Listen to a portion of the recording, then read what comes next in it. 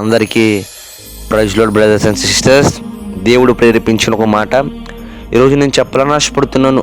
పిల్లారా, ఏంటి ఒక మాట అంటే, ఈ రోజుల్లో చాలా ప్రాముఖ్యమైనది ఏంటంటే మన నాలుక.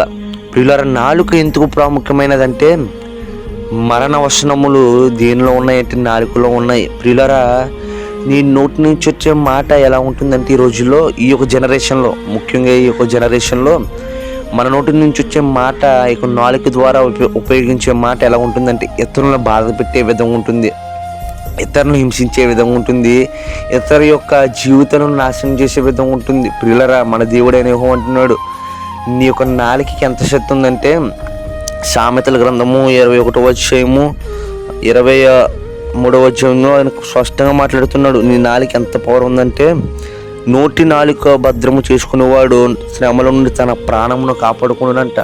నీ యొక్క శ్రమలో నుంచి ప్రాణమును కాపాడుకోగలంత శక్తి ఉంది నీ నాలుకకు. ప్రియులారా, రోజుల్లో నీ యొక్క నాలుకను నువ్వేం చేసుకుంటూ ఉండాలంటే అదుపు చేసుకుంటూ ఉండాలి. ప్రియులారా, ఇతరులను బాధ పెట్టడం కానీ ఇతరులను హింసించడం కాదు. నీ యొక్క నాలుక ద్వారా విడిపోతానన్న వాళ్ళని కూడా నీ యొక్క నాలుక ఏం చేయాలంటే కలిపే విధంగా ఉండాలి. నీకు మాట ఎలా ఉండాలంటే విడిపోతున్న వాళ్ళని కూడా నీ నాలుక ద్వారా వచ్చే మాట ఏం చేయాలంటే ఇతరులను కలపాలి.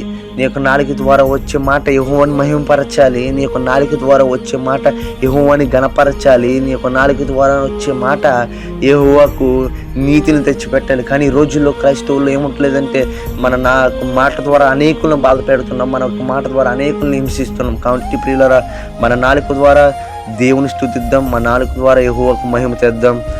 ఈ కొద్ది మాటలు దేవుడు దీవించి ఆశీర్వదించును గాక. ఆమేన్.